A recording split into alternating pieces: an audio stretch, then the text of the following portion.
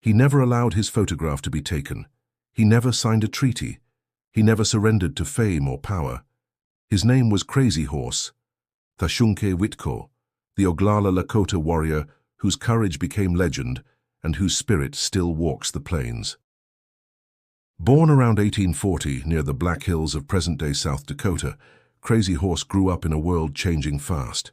The buffalo herds were still strong, the Lakota free.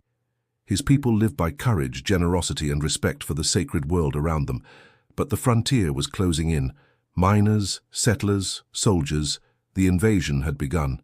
From childhood, he was different, quiet, observant, inward. His hair was light, his eyes intense. Elders said he carried visions. In a sacred dream, he saw himself riding into battle with his body painted with lightning and hail symbols, untouched by bullets, guided by spirit. From then on, he lived as if his destiny were already written. By the 1860s, the U.S. government pushed deeper into Lakota territory. Forts and railroads cut through sacred land. Crazy Horse joined resistance under leaders like Red Cloud, fighting to protect the Powder River country. These wars were not for conquest. They were for survival. In 1866, at the Fetterman fight, Crazy Horse lured 80 U.S. soldiers into an ambush. None survived. It was one of the worst defeats for the U.S. Army on the plains. To the Lakota, it was proof that skill and spirit could overcome power and numbers. When the government demanded the Lakota move to reservations, Crazy Horse refused. He fought again in the Great Sioux War of 1876, standing alongside Sitting Bull and Gall. Together they rallied thousands at the Little Bighorn River.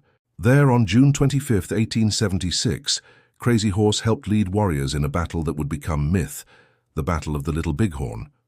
General George Custer and his men were wiped out. To the Lakota and Cheyenne, it was not revenge, it was defense of the sacred.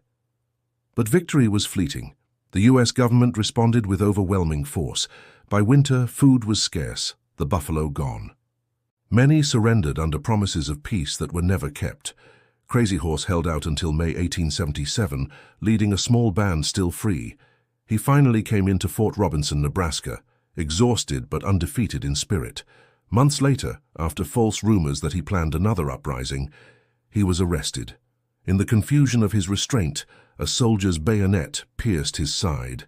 He died that night. No photograph, no monument, only legend. Yet his death was not an end. It was a passage. Today his name stands as the symbol of resistance against cultural erasure. The Crazy Horse Memorial, carved into the Black Hills, remains unfinished, not for lack of stone, but because his spirit refuses to be confined. Crazy Horse represents a truth larger than war, that freedom is a sacred duty, not a possession, that courage is quiet, not loud, that the land remembers those who protected it. When asked once where his people's lands were, he replied, "My lands are where my dead lie buried." That line, simple and devastating, defines his life, one rooted in honor and belonging. The winds of the plains still whisper his name, not as a ghost but as a call, to live with integrity, to defend what cannot be replaced, and to walk the world without fear. Sources in description. Subscribe to Warrior and Wisdom for Episode 3, Sitting Bull, Vision of the Lakota.